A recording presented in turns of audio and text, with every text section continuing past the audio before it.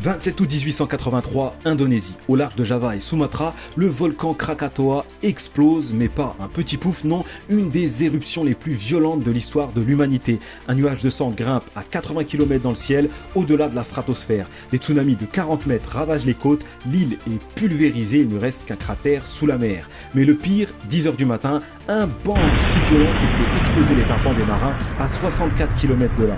Et à 5000 km, des gens croient entendre des coups de canon. C'est comme entendre une explosion à Dakar depuis Marseille. Ce n'est pas juste un bruit, c'est le bruit le plus fort jamais enregistré sur Terre. 310 décibels estimés et l'énergie libérée, 200 mégatonnes de TNT, 10 000 fois Hiroshima. Une onde de choc qui a fait 7 fois le tour de la planète et qui a résonné pendant plusieurs jours. Alors à ce niveau-là, est-ce qu'on peut encore vraiment parler d'un son ? Le son, c'est de l'air qui vibre, une onde mécanique, une suite de compression et décompression de l'air qui se propage. Comme une rangée de dominos, tu le pousses le premier, ça fait bouger les suivants, et cette onde fait vibrer nos tympans. Plus l'onde est haute, plus le son est fort, plus elle est rapide, plus le son est aigu.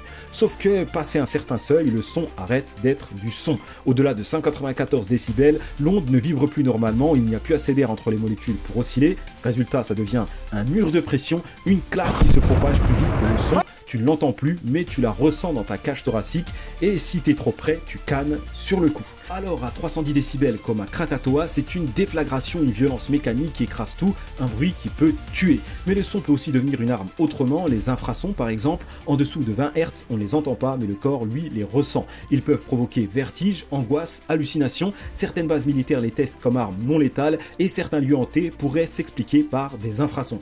Ou tu me diras, c'est peut-être des trucs flippants qui génèrent ces infrasons, mais bon, on traitera peut-être ce sujet plus tard.